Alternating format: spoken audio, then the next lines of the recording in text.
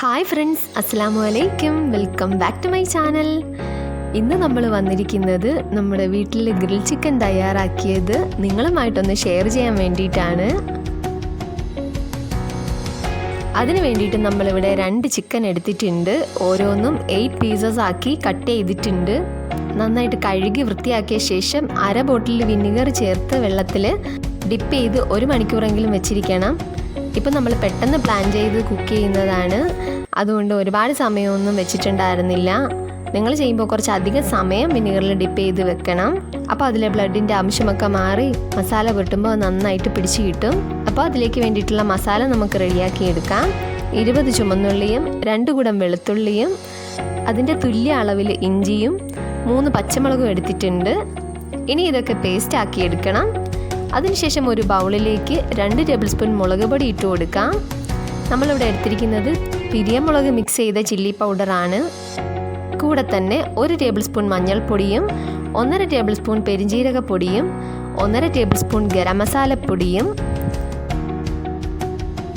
Crush ചെയ്ത കുരുമുളക് പൊടിയും കൂടി ചേർത്ത് ആവശ്യത്തിന് ഉപ്പും ചേർത്ത് മിക്സ് ചെയ്തെടുക്കാം. ഇനി അതിലേക്ക് നമ്മൾ ആദ്യം പേസ്റ്റാക്കി വെച്ചിട്ടില്ലേ, ആ മിക്സ് കൂടി ചേർത്ത് കൊടുക്കാം. അത് ആഡ് ചെയ്യുന്ന വീഡിയോ എൻ്റെ നിന്ന് മിസ്സായി പോയിട്ടുണ്ട്, സോറി കേട്ടോ. നിങ്ങൾ മറക്കാതെ മിക്സ് ചെയ്യണം കേട്ടോ. ഇനി ഒരു ചെറുനാരങ്ങയുടെ നീരും 2 ടേബിൾ സ്പൂൺ കോൺഫ്ലോറും കൂടി മിക്സ് ആക്കിയ ശേഷം പൊടികൾ മിക്സ് ചെയ്തത് കൂടി ചേർത്ത് നന്നായിട്ട് ഇളക്കി യോജിപ്പിച്ചെടുക്കാം.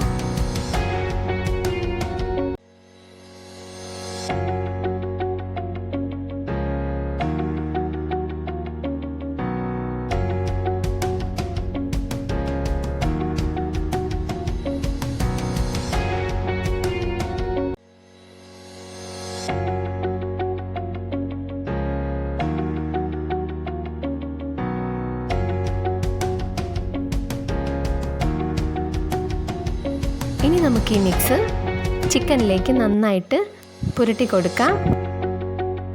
അതിനുശേഷം 1 മണിക്കൂറെങ്കിലും റെസ്റ്റ് ചെയ്യാൻ വെക്കണം.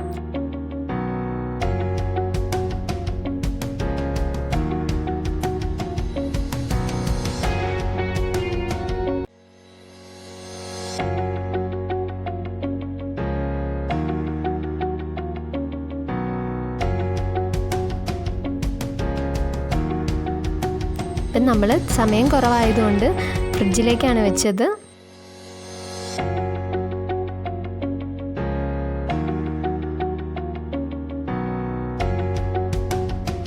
ഇനി നമുക്ക് ഗ്രിൽ ചെയ്തെടുക്കാൻ വേണ്ടിയിട്ടുള്ള കനൽ റെഡിയാക്കാം. അനിയനാണ് ഗ്രിൽ ചെയ്തെടുത്തത്. മസാല പുരട്ടുന്ന ജോലി മാത്രമേ ഉണ്ടായിരുന്നുള്ളൂ. സിമൻറ്റ് കട്ട വെച്ചിട്ട് മക്കളും അനിയനും കൂടി അടുപ്പൊക്കെ സെറ്റാക്കിയിട്ടുണ്ട്.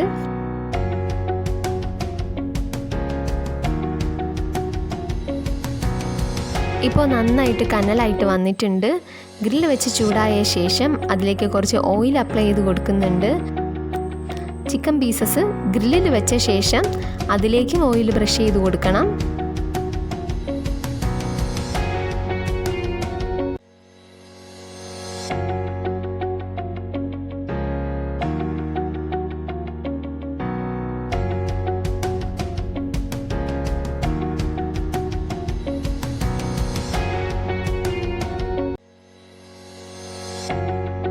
ഗ്രിൽ ചിക്കൻ അവിടെ റെഡി ആകുമ്പോഴേക്കും നമുക്ക് മയോണൈസ് റെഡിയാക്കാം.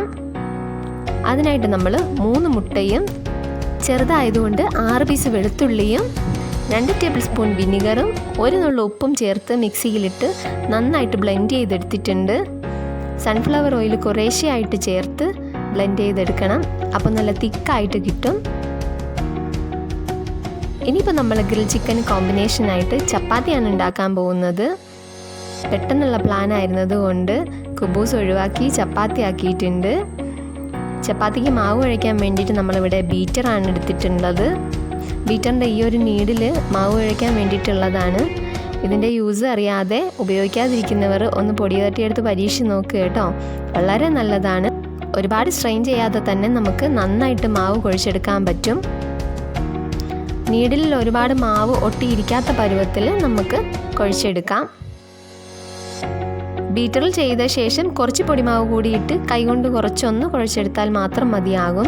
നല്ല സോഫ്റ്റ് ആയിട്ടുള്ള ഡോ നമുക്ക് കിട്ടും.